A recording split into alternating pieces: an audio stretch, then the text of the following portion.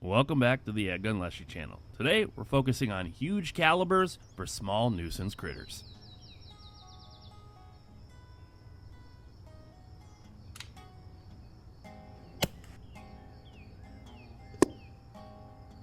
If you like that shot, then high-five the algorithm with a click of that like button, as it just served you an absolute banger as we continue our educational series documenting the most humane way to deal with these pesky critters damaging the house.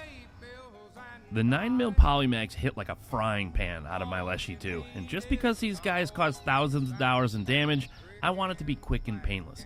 The actual definition of humane dispatch in my mind. And in today's video, I'm going to educate you on why the 9mm polymag might be the most humane ammo choice of all time. And by the way, I'll be taking full advantage of the semi-auto benefits of my EDgun Leshiy 2, as math has always taught us 2 is greater than 1. The typical backyard caliber is a choice of 177, 22, or even 25 as you see here with this shot. But the smaller the caliber and subsequent lower power requires perfect shot placement. And if you're not the best shot like me, then you need all the help you can get. Enter the world of 9mm or 35 cal. Necessary? No. But on the humane scale, pretty tough to argue that this doesn't check the extremely humane box.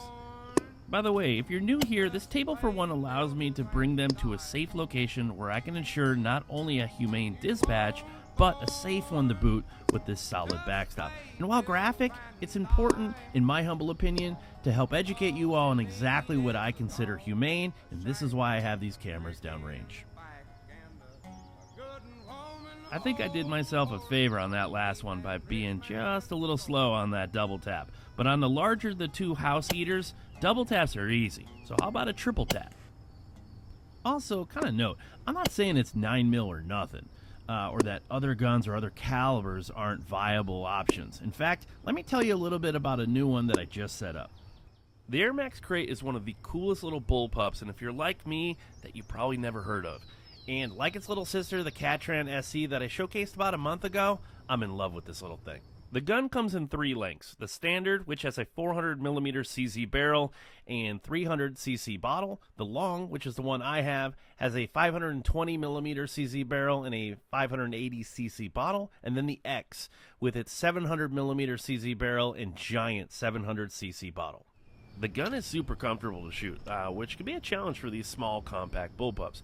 The AR-15 rubber grip, adjustable buttstock to dial in that length of pole, and a swappable cocking lever are what make this compact gun not just comfortable, but versatile, as I went from shooting off my bench here at home to a tripod, helping Jay at his farm do a little bit of pest control. Although, look at this shot, man. I just made a bad wind call, and it knocked a peanut out of his hand. So close. But, hey, can't make them all. And while I waited for that guy to come back, I decided to throw the crate in the side bag of my Hemingway D7 e-bike and go cruise the woods looking for squirrels and some farm bullies that were causing some issues.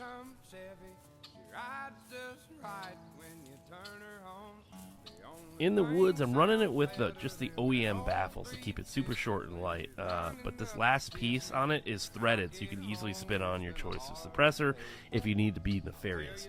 So I got up and used this tree right in front of me to kind of hide myself from the squirrel running up about 40 yards in front of me. I was running up a tree. I left the tripod in the bike bag, so offhand it is, so you'll have to forgive some of this movement. So I should have used that tree as a rest in retrospect, but I didn't. Instead, I was able to just deliver just absolute perfect 18 grain EGW pellet right to the bread basket. I didn't have the benefit of seeing it in slow-mo though, so with all that moving around, I wasn't really confident in the shot, although I heard the thud. So I stayed on it, and I put one last unnecessary shot right into it, and it was done.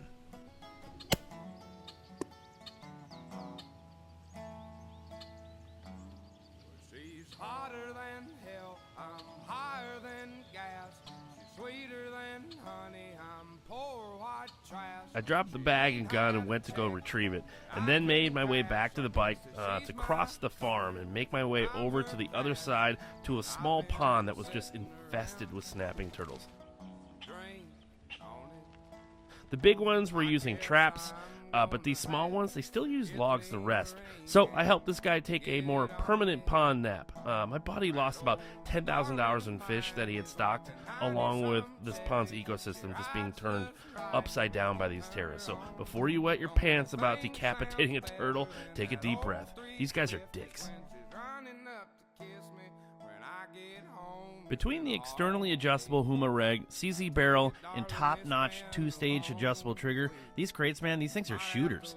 Ammo-wise, I shot the exploding pellets, EGWs, and all kinds of different JSB heavy pellets. Basically anything over 18 grain did great. Slugs work well, as you're seeing here, with this 20 grain NSA 2165 going in easy, 263 feet per second. And I say easy because there's only about 115 bar on the reg, and there looked like plenty of room on the hammer spring. You need to stick to the shorter slug options, though, given the shallow nature of the magazine. Honestly, the shallow mag is really the only downside of the gun, as it prevents you from shooting those longer slugs. But there are so many of these shorter ones out there, so I'm really reaching calling this thing a negative. One of the best features of this gun, though, is the price. Ranging from $1,500 to $1,700, you're getting an incredible value for what Air Max delivers out of the box. This is a definite keeper in my book. So, thanks again to EDgun West for sending this guy out to me to check out. I'll drop a link in the description if you want more details about this cool little rig, but for now, let's get back to the action. Alright, now back to the 9mm, as we have a few more roof chewers that we need to deal with in this video.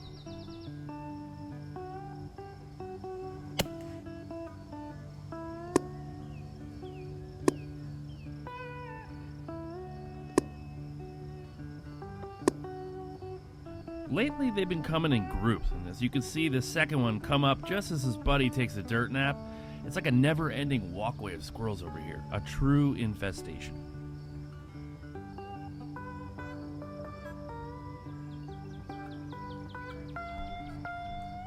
He was a little skittish, but the table for one proves yet again to get these guys to chill just long enough to see the light.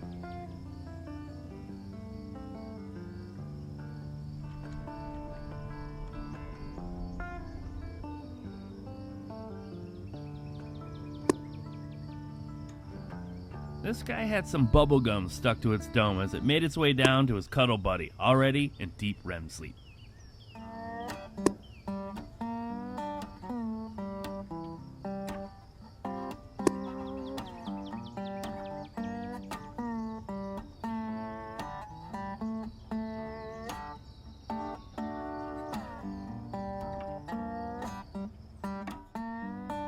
We're going to wrap up this video with this double tap, as I use the eye socket as the path of least resistance to the off switch, and then a little follow up just in case his heart punch.